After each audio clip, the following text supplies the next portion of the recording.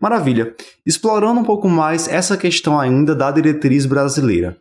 Vocês também se posicionam lá sobre a abordagem do paciente que tem diabetes tipo 2 e tem sobrepeso ou obesidade em relação ao tratamento farmacológico, independentemente do risco cardiovascular. Qual é a ideia dessa recomendação relacionada ao peso?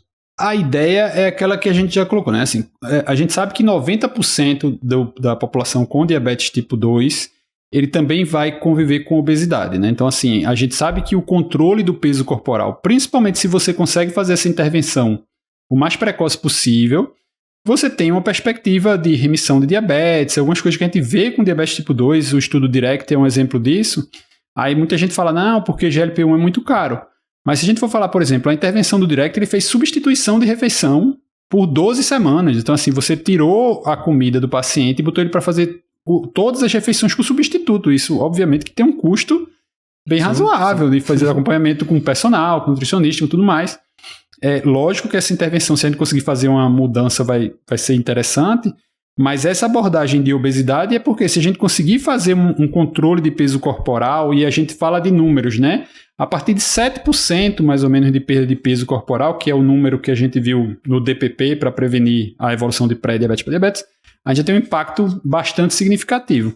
Então, buscar esses 7%, 10% de perda de peso num paciente com diabetes mais recente vai ter impacto bem significativo. A gente sabe que depois de 10 anos de diabetes, 15 anos de diabetes, provavelmente a glicotoxicidade, assim, toda a problemática que você já expôs esse pâncreas em relação à hiperglicemia, dificilmente você vai ter realmente uma reversão assim tão significativa, né?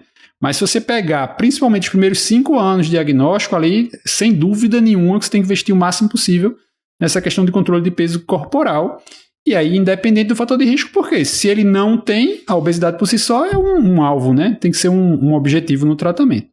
Não necessariamente, óbvio, que se você puder usar um agente que tenha efeito, ótimo. Mas se você intervir com dieta, intervir com atividade física, faz parte do tratamento de diabetes, faz parte do tratamento de obesidade e vai ter benefícios em relação a esses dois desfechos, né?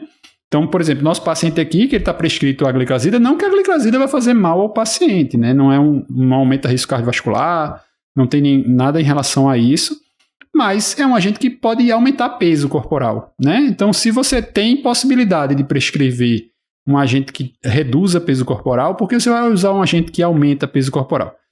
Não tem possibilidade de prescrever de jeito nenhum, né? A gente fala de boa parte da população trata pelo SUS, você vai lançar a mão, também não vai deixar ele fora da meta, porque não quer usar uma sulfonilureia. Vai usar sulfonilureia, a gente usa, não tem grandes problemas em relação a isso, mas óbvio que você tem que orientar e tem que acompanhar sabendo que se o paciente começar a ganhar peso, não é interessante aquela medicação. Perfeito. Nem todo mundo ganha peso quando usa sulfonilureia, né? Tem Perfeito. Que ajustar.